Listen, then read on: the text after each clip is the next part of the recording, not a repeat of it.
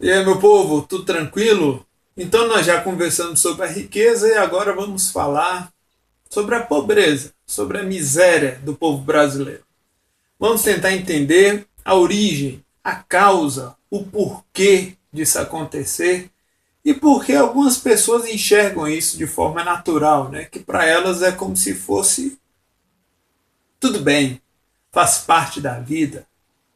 Eu acho que nós devíamos começar a refletir mais sobre isso e começar a enxergar o que causa esse tipo de coisa.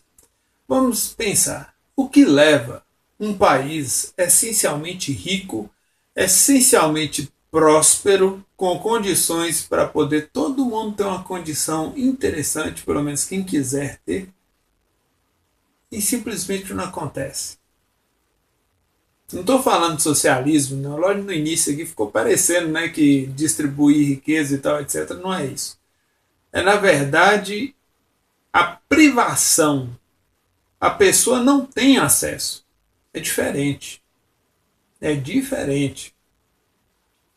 Então vamos. Algumas razões para a miséria brasileira. O que torna esse povo tão miserável? O que torna um país rico e o povo tão carente?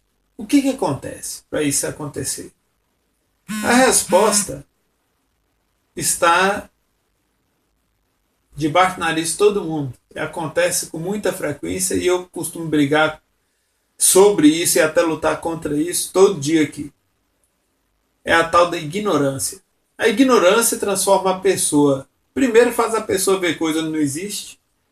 Segundo, faz a pessoa se tornar uma criatura passiva perante corruptos.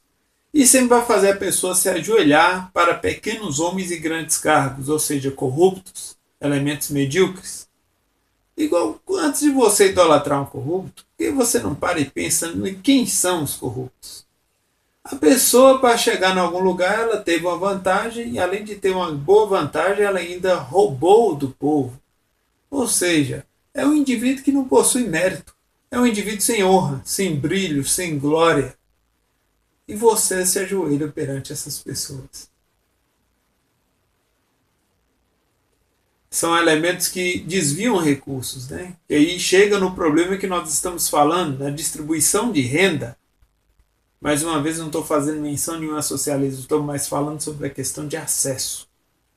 Porque se tem X recurso e esse X recurso é tomado da população, via imposto, por exemplo, então nós já temos aí um problema, né? Então é para vocês começarem a pensar.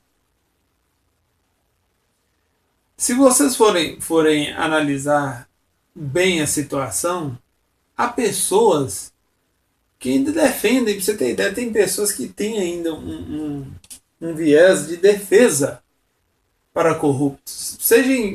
Se a pessoa faz isso em interesse próprio, eu sinto lhe informar, mas se você defende um corrupto por benefício próprio, você também é corrupto. O que te coloca numa situação péssima. Porque esses corruptos ainda só permanecem no poder e só podem fazer o que fazem com a população porque há pessoas ali endossando esse comportamento. E aí? Vocês já refletiram no problema que isso causa para todo mundo? E como isso está, inclusive, matando pessoas? Porque corrupção tira dinheiro, por exemplo, da saúde. Nosso setor de saúde pública aí é um exemplo, né? Você gosta de ser tratado aí pelo SUS? Como é que é? Tem que refletir, né? Fora os casos de merenda escolar e outras coisas, né? Que são no mínimo absurdas, né?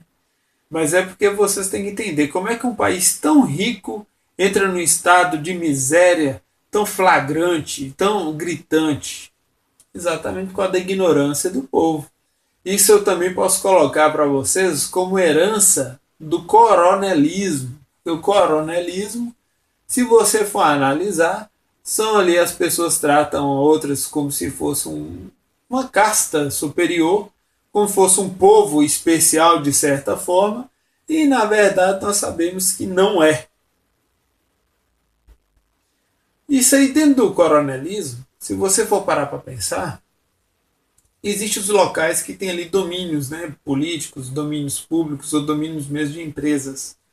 E ali forma-se os currais eleitorais, né? Forma ali aquela questão daquele grupilho, grupilho, não, é que eu ia falar grupinho, aquele grupinho e aquele grupelho, né, de gente sem caráter que começa a dominar ali aquela região. E ali instala-se uma espécie de máfia, uma espécie de coronelismo. E se vocês forem parar para pensar, essa região sistematicamente vai empobrecer. Vai mergulhar na pobreza, no caos e etc. Vai ter aparência, talvez, de um lugar que está prosperando, mas na prática, a miséria está instalada. Se você for olhar o Brasil, por exemplo, o Brasil tem uma aparência que saiu do terceiro mundo, que deu uma melhorada e tal, mas se você for olhar a realidade, não, muito pelo contrário. O Brasil não andou avançando igual dizem que avançou. Não é à toa que nós estamos aí com os números, né, terríveis, tanto da economia, quanto da violência, quanto da saúde, educação, então, os últimos lugares. Né? Então a pessoa tem que ter noção dessa coisa toda. Voltando ao assunto de castas, por exemplo, castas, para quem não sabe, é a diferenciação de classes. Né? Isso é usado na Índia. Ou foi, ou é, não lembro. Depende da região lá. Eu confundo porque mistura com o meu estudo sobre religiões. Aí é diferente. Tanto que na Índia, vou abrir um parênteses, lá tem locais que o islamismo, né, os muçulmanos têm mais força e em alguns lugares o hinduísmo, enfim. Então essa questão, por exemplo, de separação de pessoas. Eu questiono muito o custo que nós temos, por exemplo, com funcionalismo público. Agora tem gente que pira com isso. Eu tenho certeza que o custo do funcionalismo público jamais deve competir com o custo do funcionalismo privado. Eu vou dar um exemplo para vocês. Eu sou defensor que qualquer funcionário público não ganhe mais, ou melhor, não gaste mais que R$ 10.000 por mês. Porque o salário dele quem paga somos nós. O funcionalismo privado, o setor privado, ele é diferente. Igual você fala, mas o executivo ganha, dependendo do grupo que ele faz parte, ele ganha aí R$ 300.000. É justo um juiz ganhar pelo menos 100 mil, 80 mil? Não, não é justo não. Não é justo mesmo. Não tem essa conversa não. É diferente. São realidades diferentes, setores diferentes. Um gasta e o outro produz. Aí você está falando que juiz e funcionário público não produz? Eu estou falando que a natureza é diferente. É muito diferente. Até porque eu acho que o funcionalismo público deveria ser composto 100% por pessoas vocacionadas para determinado cargo. Inclusive, isso aí é um assunto que eu vou retornar para explicar isso com mais calma. Por exemplo, nós temos aqui, ó, olha só que absurdo. Tem parlamentar que custa para a gente média de R$ 500.000 por mês. Isso que nós estamos num país enfrentando uma crise assombrosa. Nós estamos aí com a situação falando de reformas, e esse custo estatal? Nós temos cargos públicos aqui que ganham média de 80 a 100 mil por mês. Ué, tá complicado, né? Igual, já que nós estamos falando de gasto, vamos falar sobre, abrir um outro parênteses aqui simples, sobre a questão da lei de migração, por exemplo, que vai simplesmente vai levar o país à falência, mais do que já está. E aí? Então a miséria do Brasil está nessas coisas que eu estou mostrando para vocês. É o povo aceitando corrupção. Não, eu não entendo ainda como é que o pessoal aceita isso, porque na verdade parece que assim, o sujeito chega um carguinho, vamos supor que ele vira governadorzinho, presidentezinho, prefeitinho.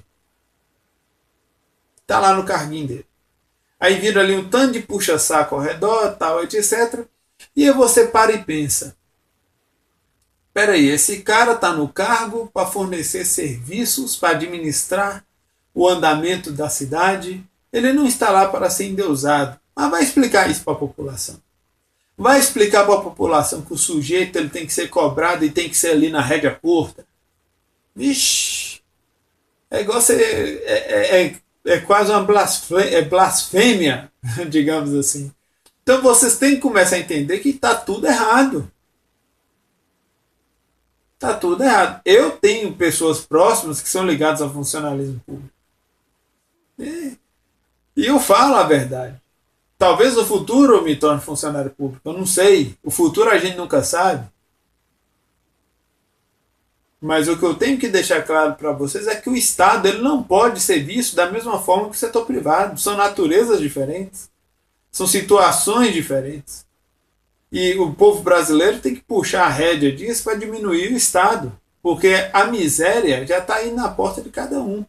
Se vocês pararem para pensar, a renda de grupos familiares brasileiros está diminuindo sistematicamente. Você não adianta falar que você enriqueceu, que não, você não enriqueceu. Se você reparar, um parente seu, uma pessoa próxima a você, perdeu o emprego, o que mostra que os índices de desemprego do país estão muito maiores do que os anunciados pelos órgãos oficiais. Entenderam aí a situação? Então vocês precisam ter ideia da miséria que o povo brasileiro vive. Então agora eu vou passar para o outro vídeo que trata sobre ignorância. O outro foi sobre, o anterior a esse eu falei sobre a riqueza. Esse eu estou tratando sobre a miséria e o próximo trata sobre a ignorância. Então daqui a pouco eu volto para a gente continuar esse papo. Falou para vocês e muito obrigado.